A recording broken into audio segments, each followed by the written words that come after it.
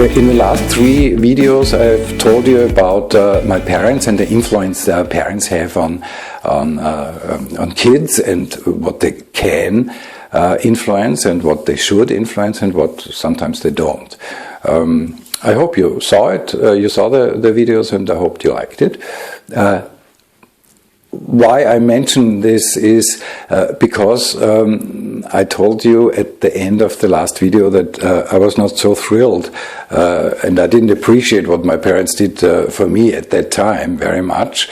So since when you're growing up, it's good to have somebody like a role model or a mentor, if you're lucky enough to find such a person, where you can rub yourself against, where you can learn from, and it's not as direct and as difficult sometimes as it's with your parents.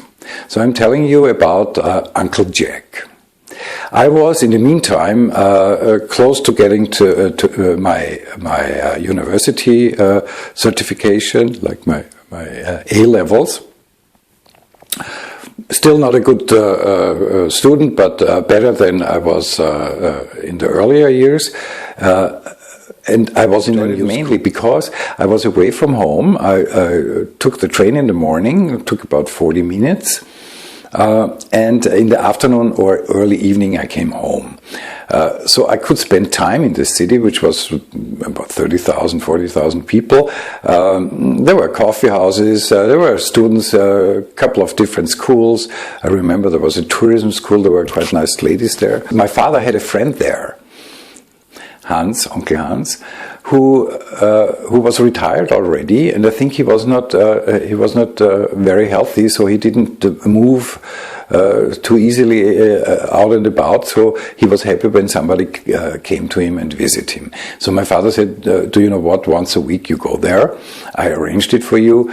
He's a nice man, and you can learn from him, and you also get lunch there." So I went. For, I think, 2 to 3 years, I went every week. I think it was Wednesday. He decided that after lunch we would have one game of chess. Okay, I didn't really like chess. It's a difficult game, and if you play against somebody who knows what he's doing, it's even worse.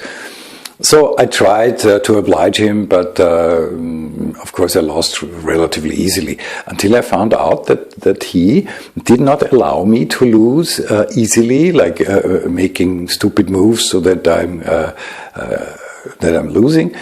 He was playing around and around me, and kind of motivated me to take it more serious by saying, "Oh, that's an interesting move. I didn't anticipate that," but in reality, he just wanted to prolong the game.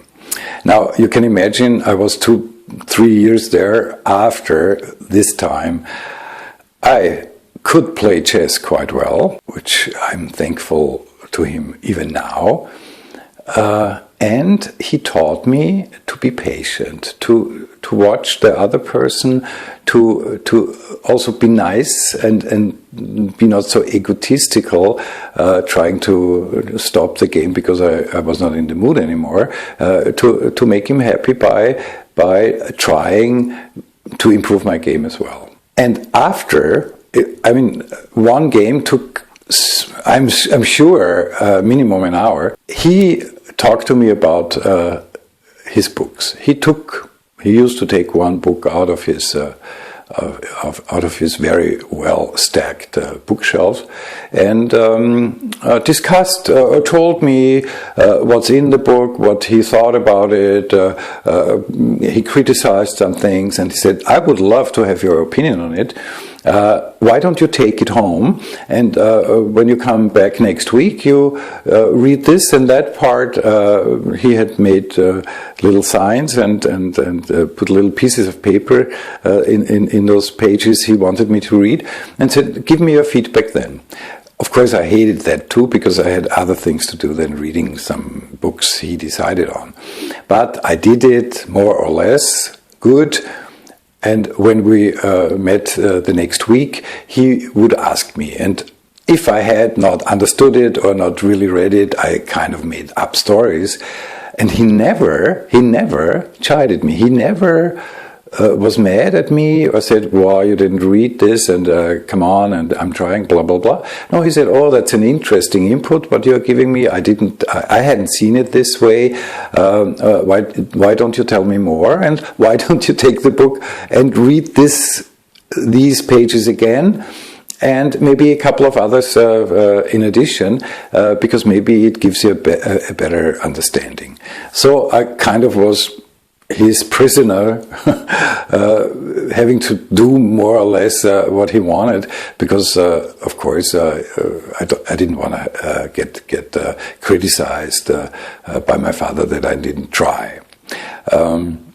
What's interesting over time, I kind of got used to reading books or parts of books and reviewing them and taking things for me out of those books, which in later life helped me quite a lot. For instance, when we were talking about that, I didn't have a clue what I wanted to do with my life, being 18 around. He said, "Oh, there is an interesting philosopher."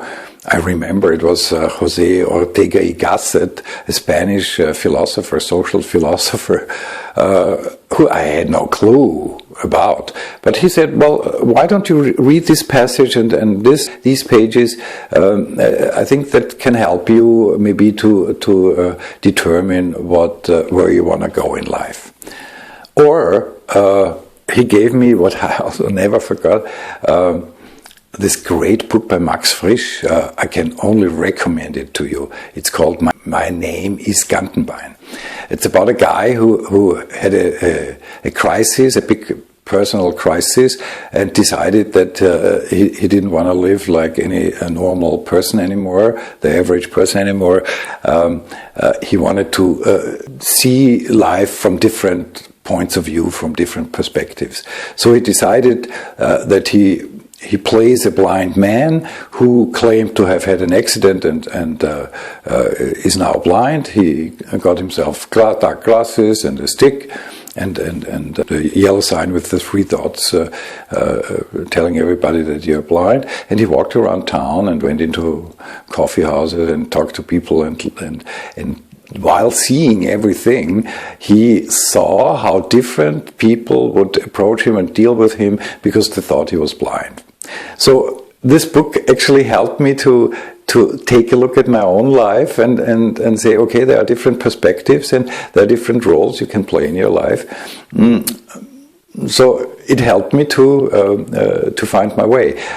Then I didn't know it, but I mean, all the books he gave me, they together widened my horizon and helped me actually a lot, together with the chess. So this, I was lucky actually to have a man spending his time with me and caring there for me, who is not a parent and who is not a stranger or a teacher, who is an uncle. It's like grandparents, you know, you have a different relationship. It's easier and you allow them to influence you more and they are happy to have you there. So this was my first mentor with 17, 18, and there are 2 more in this little town where I went to high school before I graduated. These 2 more, I tell you, in 2 more videos. I hope you like it. If you're interested, watch out. In the next 3-4 days, the next one will come out. In the meantime, I wish you all the best, and please don't forget to give me your comments if you have some. Alrighto, cheers. Until soon, your Peter.